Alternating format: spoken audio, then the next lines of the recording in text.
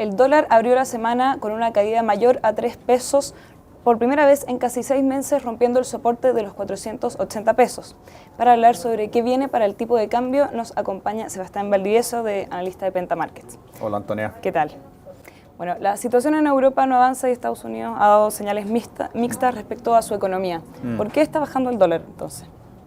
Bueno, a ver, el dólar está bajando por tres principales razones, te diría. Primero, la situación de Europa, a pesar de lo grave que es, se ha empezado algo a estabilizar en las últimas semanas, porque existe al menos la esperanza en el mercado de que se aplique algún tipo de medida que ayude, por un lado, a rescatar, digamos, a los países que están más en problema hoy en día, que son España e Italia, y por otro lado, que se implementen medidas de estímulo al crecimiento en Europa. Por lo tanto, eso ha calmado algo al menos, las cosas en Europa. Por otro lado, Estados Unidos está mostrando datos efectivamente mixtos y eso está impactando en el sentido de que, dado que no son tan malos los datos, todo el mundo de las inversiones es bastante de relatividad, no existe en absoluto.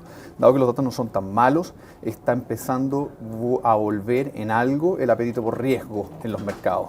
Y eso implica ventas de dólares, en el corto plazo al menos.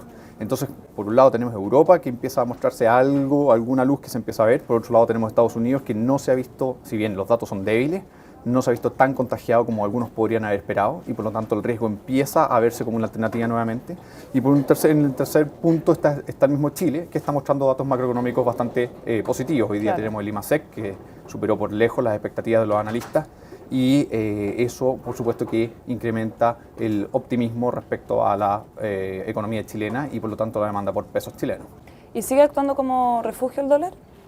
El dólar es un refugio, efectivamente, y te diría que precisamente porque es un refugio y está empezando a volver en algo, al menos en el corto plazo, el apetito por riesgo es que la gente vende las posiciones en dólares, o estoy hablando a nivel global, vende sus posiciones en dólares, y el dólar, por supuesto, entonces tiende a caer contra todas las monedas, no solamente contra el peso. Ha caído el dólar contra el euro, que es una de las monedas más golpeadas de todas, sin embargo, igual ha subido algo estos últimos días, porque la gente, los inversionistas a nivel global, están votando, al menos en las últimas semanas y días, ha estado votando sus posiciones en dólares y ha comprado euros y cualquier otra moneda, incluido el peso chileno.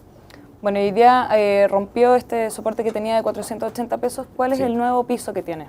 Mira, yo te diría que los 480 pesos sí, era un soporte. Ahora, siempre va a haber soportes en alguna parte. Yo te diría que un soporte más importante, en mi opinión, es 476.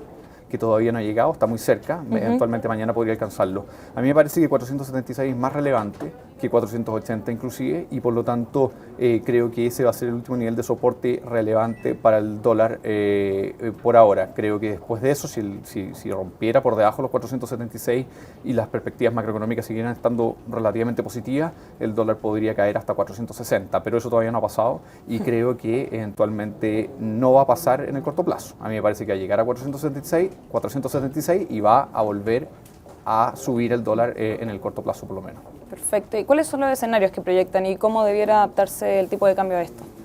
Bueno, lo que nosotros vemos es que, primero, las cosas por ahora van a mantenerse algo más calmadas. Hay elecciones en Estados Unidos en noviembre, creemos que los mercados se van a mantener relativamente calmados hasta esas elecciones, por lo menos, y por lo tanto, en la medida que los datos macroeconómicos no se deterioren demasiado, el apetito por riesgo, como te decía antes, probablemente vuelva en una medida, yo diría que moderada, pero en algo va a volver. Eso significará esencialmente un dólar que va a ser vendido, no a nivel extremo, pero sí va a ser vendido a nivel general, y por lo tanto va a significar que el dólar peso es probable que se mantenga en los niveles donde está. Yo creo que va a llegar a 476 y va a rebotar probablemente a 480, 485, y se va a mantener en esa zona hasta que haya noticias relevantes. En mi opinión, creo que las cosas más relevantes que queda por ver es cómo se resuelve el tema de la crisis europea, que por supuesto que no está para nada resuelto, inclusive con las medidas que se están anunciando como posibles ayudas, son solo medidas de ayuda, pero la verdad es que la crisis va a estar por un largo tiempo presente, y por lo tanto eso va a volver en algún momento.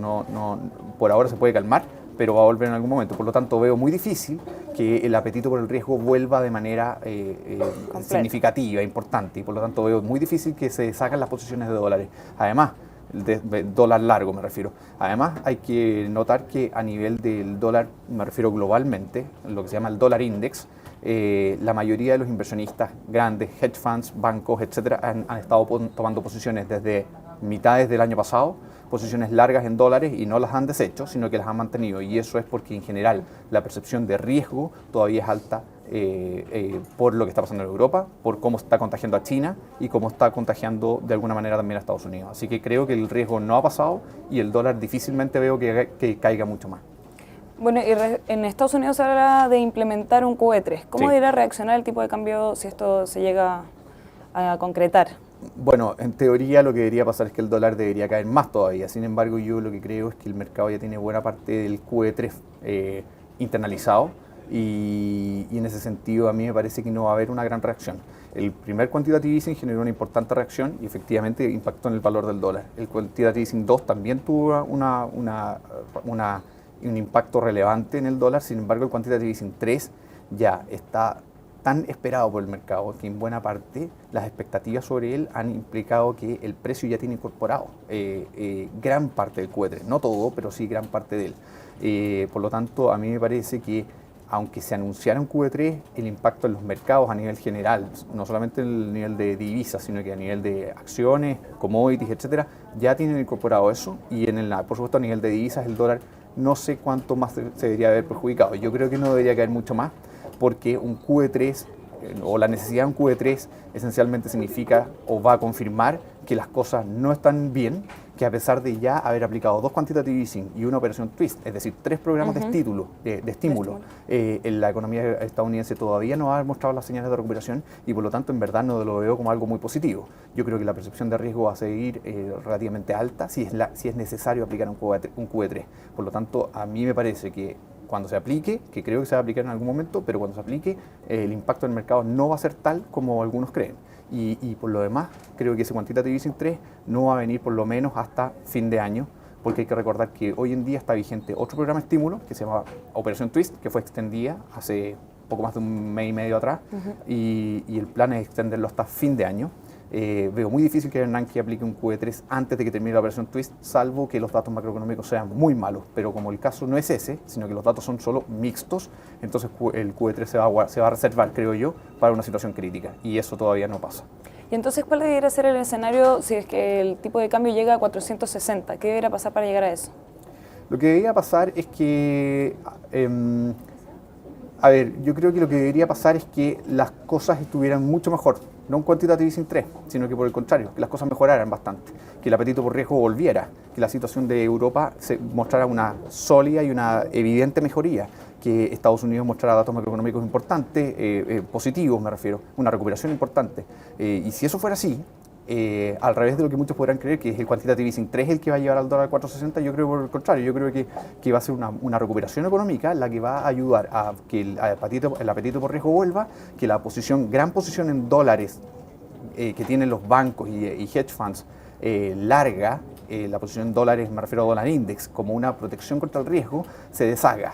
Para que se deshaga va a tener que haber una recuperación económica importante. El apetito por riesgo tiene que volver, y si eso pasa, me parece entonces que ahí sí el dólar va a caer más y podría caer a 4.60 contra el peso chileno, pero lejos de ser una mala situación, es decir, una necesidad de un QE3, tendría que ser una buena situación. Y eso por ahora no se ve en el corto plazo. Bueno, Sebastián, muchas gracias por tu análisis. Gracias a ti, Antonio. Y muchas gracias a ustedes por acompañarnos en esta nueva edición de Pulso Mercado. Que tengan muy buenas tardes.